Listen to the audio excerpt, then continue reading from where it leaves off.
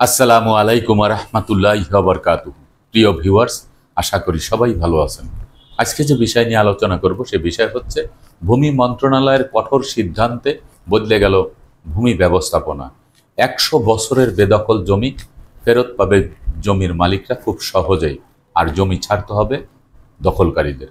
এই বিষয়টি নিয়ে বিস্তারিতভাবে আলোচনা করব, তাই ভিডিও না টেনে সম্পূর্ণ ভিডিও দেখার জন্য অনুরোধ রইল। আর ভিডিও দেখার পরে যদি ভালো লাগে, মন চায়, লাইক কমেন্টস করবেন, শেয়ার করবেন। আর আমাদের চ্যানেলটি যদি ভালো লাগে, আমাদের পরিবারের সদস্য হতে চান, চ্যানেলটি সাবস্ক্রাইব করে পাশে থাকা বেল বাটনটি অন করে দিয়ে আমাদের সাথেই থাকুন। প্রিয় ভিউয়ার্স, ভূমি ব্যবস্থাপনা বদলে গেল এই জন্যই বললাম যে ভূমি মন্ত্রণালয় যে পদক্ষেপগুলি নিয়েছে তার মধ্যে 4টি পদক্ষেপ হচ্ছে অত্যন্ত গুরুত্বপূর্ণ। যে 4টি পদক্ষেপের কারণে বঞ্চিত ভূমির মালিকরা খুব সহজেই সেই সম্পত্তি ফিরে পাবে। যদি সেই সম্পত্তি 20 বছর, 40 বছর, 50 বছর, 100 বছরও যদি সেই সম্পত্তি অন্যের কাছে যদি দখলে থাকে, অন্য যদি উইদাউট ডকুমেন্টস, দলিলাদি ছাড়া জমির প্রকৃত মালিকের সম্পত্তি তিনি দখল করে রাখে, সেই সম্পত্তিও কিন্তু ছেড়ে দিতে হবে। তার মধ্যে সর্বপ্রথম হচ্ছে দখল পুনরুদ্ধার। এই যে দখল পুনরুদ্ধারের যে বিষয়টি, সে বিষয়টি কিন্তু প্রচলিত আইনের তামাদি আইনের 28 ধারায় কিন্তু বলা হয়েছিল যে 12 বছরের অধিককাল সময় পর্যন্ত কোনো ব্যক্তি যদি অন্যের সম্পত্তি সত্ত্ব অস্বীকার করে তিনি যদি সেই সম্পত্তিতে নির্বিচারে নিরবিচ্ছিন্নভাবে জমির প্রকৃত মালিকের সম্মুখে 12 বছরের অধিককাল পর্যন্ত সম্পত্তি দখলে থাকে, তাহলে সেই সম্পত্তির উপরে তার মালিকানা জন্মায় যাবে জবরদখলকারীর। আর যিনি প্রকৃত জমির মালিক, তিনি সেই সম্পত্তির উপরে মালিকানা হারাবেন, বিজ্ঞ আদালতে মকদ্দমা দেওয়ার অধিকারও তিনি হারাবেন। এই পদক্ষেপে যে বিষয়টি আসছে সেটি ভূমি অপরাধ প্রতিরোধ প্রতিকার আইন 2023-এ স্পষ্ট করে বলা হয়েছে যে সম্পত্তি দখলে থাকতে হলে ডকুমেন্টস লাগবে, দলিলাদি থাকতে হবে। হয় সরকারের সংশ্লিষ্ট বিভাগের কোনো কাগজ থাকতে হবে, ডকুমেন্টস থাকতে হবে, না হলে আদালতের রায় থাকতে হবে, ভূমি অফিসের কোনো রেকর্ড খতিয়ান থাকতে হবে। এ কোনো কিছু যদি না থাকে তাহলে কিন্তু সম্পত্তি ছেড়ে দিতে হবে। আবার আরেকটি বিষয় বলা হয়েছে যে একটি রেকর্ডও যদি কারো নামে হয়ে থাকে তাহলে সে রেকর্ডের বুনিয়াদে জমির প্রকৃত মালিক বিজ্ঞ আদালতে মকদ্দমা দিয়ে রেকর্ডটি কিন্তু সংশোধন করতে পারবে। এই যে সম্পত্তির যে বিষয়টি, এই বিষয়টি সম্পূর্ণভাবে অটোমেশন পদ্ধতিতে নিয়ে যাওয়া হয়েছে। অটোমেশন পদ্ধতি হচ্ছে একটি সফটওয়্যার ডাটাবেজের মাধ্যমে সব কিছু পাওয়া যাবে।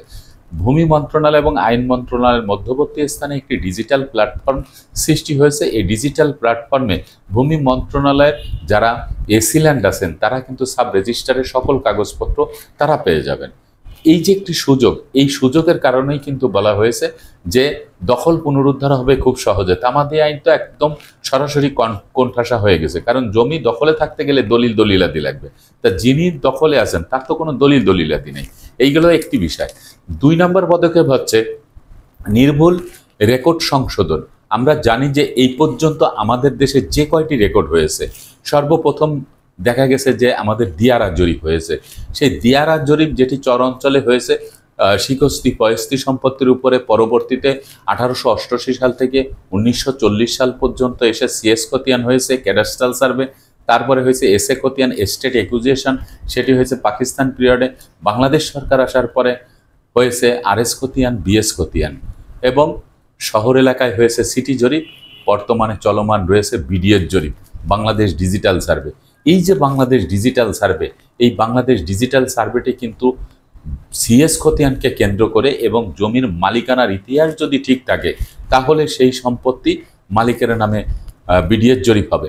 এখন এই যে বিডিএর জরিপ, এখানে কিন্তু স্পষ্ট করে সরকার বলেছে যে 1 ইঞ্চি সম্পত্তি যেন একের সম্পত্তি অন্যের কাছে না যায়। যেমন সাধারণ জনগণের 1 ইঞ্চি সম্পত্তি সরকারের নামে রেকর্ড হবে না, সরকারের 1 ইঞ্চি সম্পত্তিও যেন জনগণের নামে রেকর্ড না হয়।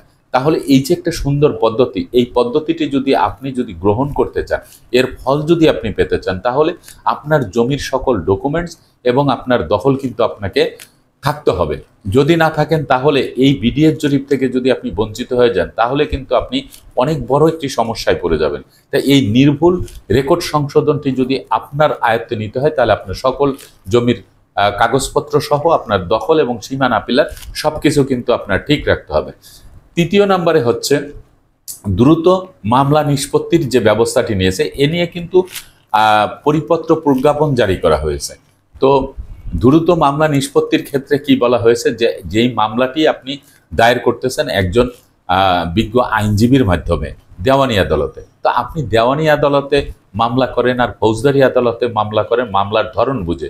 তো দেওয়ানি আদালতে মামলা করার সাথে সাথে আমাদের পূর্বে কি করতে হতো, পূর্বে মামলা করার পরে সেই মামলা গ্রহণ করার পরে বিজ্ঞ বিচারক মহোদয় এদের জন্য একটি সমন বা নোটিশ পাঠাতেন, সেই নোটিশটি হ্যান্ড টু হ্যান্ড দিতে হতো। এই হ্যান্ড টু হ্যান্ড দিতে গেলে অনেক সময় কিন্তু পার হয়ে যেত। তারপরে বিবাদী সেই নোটিশ পাওয়ার পরে হাজির হতো না, মাসের পর মাস টাইম পিরিয়ড দিয়ে থাকতো, একের অধিক দেখা গেছে 8 বার 10 বার 20 বার, এমনকি যুগ যুগ পার হয়ে যাচ্ছে কিন্তু বিবাদী হাজির হয় না। মামলা নিষ্পত্তি করা একজন বিচারকের পক্ষে কিন্তু দুরূহ ব্যাপার হয়ে যায়। সেটাকে কিন্তু কমায় নিয়ে আসছে। কি কমায় নিয়ে আসছে, এখন মামলা যখনই একজন অ্যাডভোকেট সাহেব সাবমিট করবেন তখন সাথে সাথে যে সমনটি বা নোটিশটি দেবেন সেই নোটিশটি অনলাইনে দিবেন। কিভাবে অনলাইনে দিবেন, তার মোবাইল নাম্বারে মেসেজ যেতে পারে, হোয়াটসঅ্যাপে মেসেজ যেতে পারে, ইমেইলে মেসেজ যেতে পারে। এই যে একটি সুযোগ, এই সুযোগটি কিন্তু করেছেন। দ্বিতীয় নম্বরে হচ্ছে আপনার ডাকযোগে পাঠালেও সেই ডাকযোগের কাগজ কিন্তু সে নিজে যখন অনলাইনে মেসেজ পেয়ে যখন আসবেন তখন তার হাতেই কিন্তু নোটিশটা দিয়ে যাওয়া হবে। এবং যখন বিবাদী এসে জবাব দিবেন এই জবাবের সাথে সাথে সেটি সাক্ষী হিসেবে বিবেচিত করা হবে। সাক্ষীদের কিন্তু আর ওই হাজির হয়ে সাক্ষী দেওয়া লাগবে না। এই যে সময়টি, এই সময়টি কিন্তু কমে গেল। তারপরে হচ্ছে কি টাইম পিরিয়ড, আপনি আগে একটি টাইম পিরিয়ড দিলে 6 মাস পরে তারিখ পড়তো, এখন কিন্তু ওই 6 মাস পরে তারিখ দেওয়ার কোনো সুযোগ নেই। শর্ট টাইম তারিখ 15 দিন 20 দিন, অতিরিক্ত হলে 1 মাস। এই 1 মাসের মধ্যে বিবাদীর হাজির হতে হবে। আপনি 4 বার কিন্তু আপনি টাইম পিরিয়ড দিতে পারবেন, বিবাদী 2 বার বাদী 2 বার, এই 4 বার টাইম পিরিয়ড দিতে পারে, এর বারে কিন্তু দিতে পারবে না। যদি বিবাদী হাজির না হয় তাহলে জজ কোর্ট থেকে আপনার যে বিচারক মহোদয় যে রায়টি ঘোষণা করবেন সেই রায়টি কিন্তু হবে চূড়ান্ত রায়। ওই রায়ের পরবর্তীতে আমাদের কিন্তু জারি মামলা করতে হতো। এই যে রায়ের পরে যে জারি মামলা, এই জারি মামলাটি কিন্তু এখন আর রাখে নাই, কারণ জারি মামলা করা লাগবে না, কারণ আদালত থেকে যেই রায়টি দিয়েছে সেটাই হচ্ছে ফাইনাল রায়।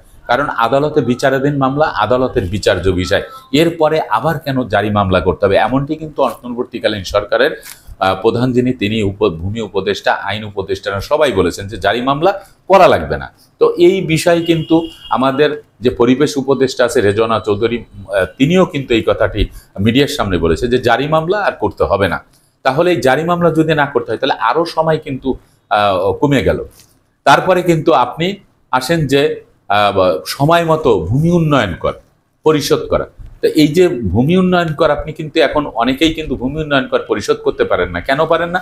তার নামজারি নেই, তার জমি আর একজনের দখলে, রেকর্ড আর একজনের কাছে। তো এইগুলি যদি আপনার কঠোর হস্তে যদি দমন করা হয় তাহলে কি হবে, আপনার ভূমি উন্নয়ন করার জন্য নামজারিটাও খুব দ্রুত হয়ে যাবে। নামজারির ব্যাপারেও কিন্তু একটি পরিপত্র জারি করা হয়েছে যে জমাভাগ না করেও আপনি কিন্তু নামজারি করতে পারবেন যৌথভাবে উত্তরাধিকার সম্পত্তিতে, আবার জমাভাগ করে আপোষ বন্টননামা দলিলের মাধ্যমেও কিন্তু আপনি নামজারি করতে পারবেন। আবার নামজারিও কিন্তু অনলাইনে হয়ে গেছে, আপনার হ্যান্ড টু হ্যান্ড দিয়ে ক্যাশ দেওয়া লাগতেছে না, আপনার ভূমি অফিসে যে নামজারি করা লাগতেছে, অনলাইনেই কিন্তু হয়ে যাবে। আবার অটোমেশন পদ্ধতিতে যখন দলিল হয়ে যাবে এই দলিল ট্রান্সফার দলিলের নামজারি কিন্তু আপনার অনলাইনেও করা লাগবে না, সরাসরি আপনার সাব রেজিস্ট্রার অফিস থেকে যখন দলিল হয়ে যাবে সাথে সাথে এটি কিন্তু চলে যাবে হচ্ছে ভূমি অফিসে, ভূমি অফিস কিন্তু এটি নামজারি করে দেবে। এই যে একটি সুন্দর পদ্ধতি, এই পদ্ধতির জন্যই বলা হয়েছে যে খুব সহজে দখল পুনরুদ্ধার হয়ে যাবে। 100 বছরে দখলে থাকা সম্পত্তিও কিন্তু ছেড়ে দিতে হবে। সিএস খতিয়ান যদি জমির মালিকের নামে থাকে, রায়তি স্থিতিবান, সেই সিএস খতিয়ানের বুনিয়াদে কিন্তু আপনি এই সম্পত্তি ফিরে পেতে পারেন। কারণ একটি পরিপত্রের মধ্যে স্পষ্ট করে বলা হয়েছে যে সরকারের কোনো সম্পত্তি যদি সরকারের নামে সিএস খতিয়ান এসে খতিয়ান থাকে, বাকি খতিয়ানগুলি যদি সাধারণ জনগণের নামে হয়ে থাকে তাহলে সেই সম্পত্তির জন্য ডিসি মহোদয়দেরকে সরাসরি কিন্তু প্রজ্ঞাপন জারি করা হয়েছে, তারা সেই সম্পত্তির জন্য বিজ্ঞ আদালতে মকদ্দমা করবেন এবং সাধারণ জনগণ যারা এই সম্পত্তি একটি রেকর্ড খতিয়ানের বুনিয়াদে ভোগ দখলে রেখেছে, বেচা বিক্রি করেছে, দলিল নিয়ে মালিকানা নিয়ে বসে আছে, তাদের জন্য সর্বোচ্চ আদালতে প্রতিদ্বন্দ্বিতা করার কথাও কিন্তু এখানে বলা হয়েছে। তাহলে আমরা কি বুঝতে পারতেছি যে এই যে আইন সবার জন্য সমান, কিন্তু আইন বাস্তবায়নকারী যারা, তারা যদি সোচ্চার হয়, তারা যদি তাদের অবস্থান থেকে যদি তারা সঠিক কাজটি করে, তাহলে এই সম্পত্তি সহজেই ফিরে পাওয়া যাবে বলে মনে করছি। আজকের মতো ভিডিওটি এখানে শেষ করব। আগামীতে দেখা হবে অন্য কোনো ভিডিও নিয়ে। সে পর্যন্ত সবাই ভালো থাকবেন, সুস্থ থাকবেন, আর আমার জন্য দোয়া করবেন। আল্লাহ হাফেজ।